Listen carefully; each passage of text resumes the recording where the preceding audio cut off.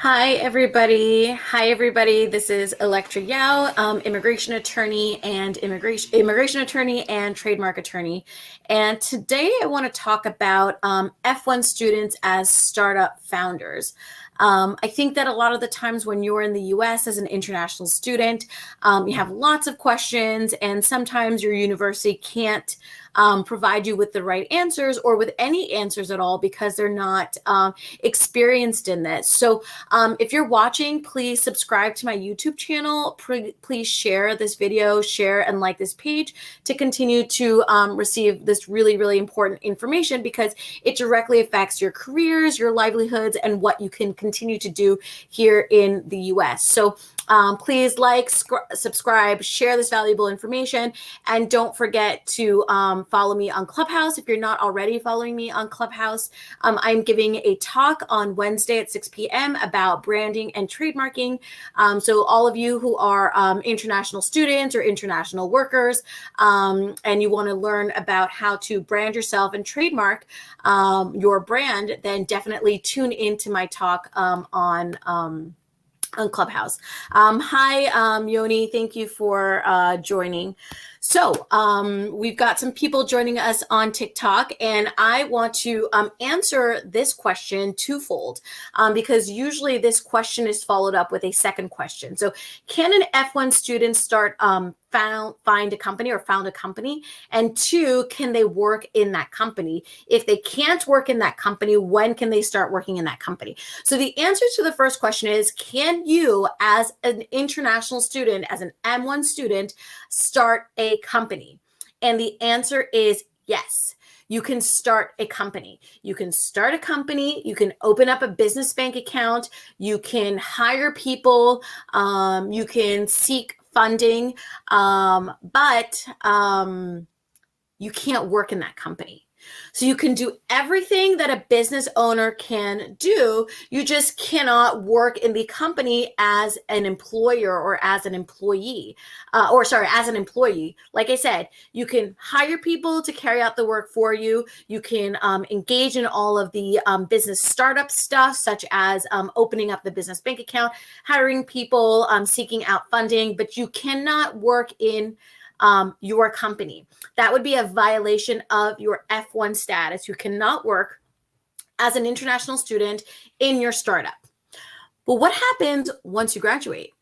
Can you work in your company once you graduate and while you are on OPT? And the answer is, if your company is related to your field of study, then you can work in your company as long as your company is not, obviously, of course, violating any sort of labor laws.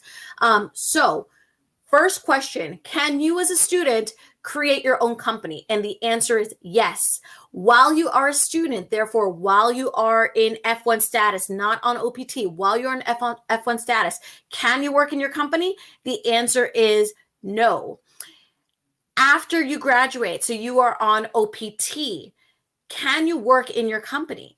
Yes, you can work in your company if your company is related to your field of study. One of the conditions of OPT, tienes oficinas in Dallas, Texas. Let me just answer this really quickly. Eduardo, yo soy una abogada federal, entonces yo puedo trabajar, yo trabajo en todos los Estados Unidos. Tengo oficina en Nueva Jersey y tengo oficina en Nueva York, pero trabajo en todos los Estados Unidos.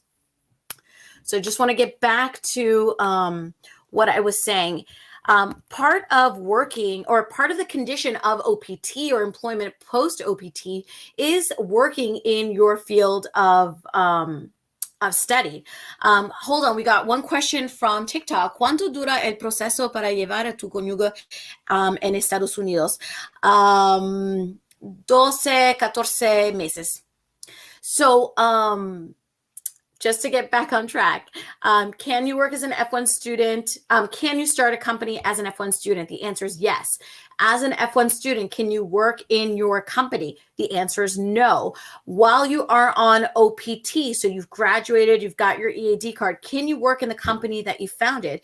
And the answer is yes, as long as your company relates to your field of study, because that is one of the conditions of being able to work post-graduation. So I hope that this was helpful, and I hope that this encourages you guys to continue to think creatively and think strategically about your careers and what you're going to do long term, how you can benefit from your time as a student in the US, not only to obviously network and get to know your field and get to know people in your field, but you can also create a company. Post-graduation, you can work in that company. So I hope that this was helpful, and I hope that you'll continue to watch my videos. I'm sorry that I'm not looking at the screen. We're getting lots of questions through TikTok. I'm just looking at hoy. Hola, soy de Honduras. ¿Cómo puedo obtener un visa de trabajo? Existen muchísimos visas de trabajo. Yo necesito ver tu profilo profesional para darte una respuesta. So guys, like I said, take advantage of the fact that you can create a company, think strategically and think long-term about your company, because you want to start to also think about your long-term options. So once you started your company, depending on how well structured your company is, you can start to think long-term about the green card. So for example, if you're bringing in a national benefit to the US, and I've done this for F1 students in the past, a very high and developed professional profile, you can think about applying for the EB2 NIW. Or if you've made great contributions in your field, you can definitely apply for the EB1A. Or if you have the funding to invest in your company post OPT and you want to think about, maybe working here long term, you can also think about the E2 visa or the EB5 visa if you qualify. So lots of people are joining through TikTok and asking me questions. No me contesto el WhatsApp que le mando. Es domingo, el WhatsApp es un WhatsApp de mi oficina, entonces lunes podemos darte una respuesta. Mi esposa se divorció, ella es ciudadana, ¿puedo arreglar algún status? Sí, puedes arreglar tu status, llámame. So guys, I think I'm going to hop off because we're getting questions on TikTok with regards to different types of immigration questions. But as I told you at the beginning, please like, share this video, follow, subscribe to my page so you can receive very valuable information. I'm an immigration attorney and a trademark attorney, and I work everywhere in the US and around the world. So if you guys haven't joined Clubhouse already, join Clubhouse, follow me.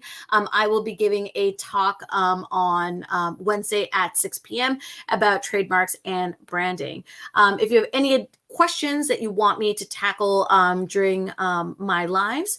For the month of January, we're going to be talking about students. Please let me know, and I'd be happy to answer these questions. So thank you guys so much, and I will see you tomorrow with another topic about F1 students.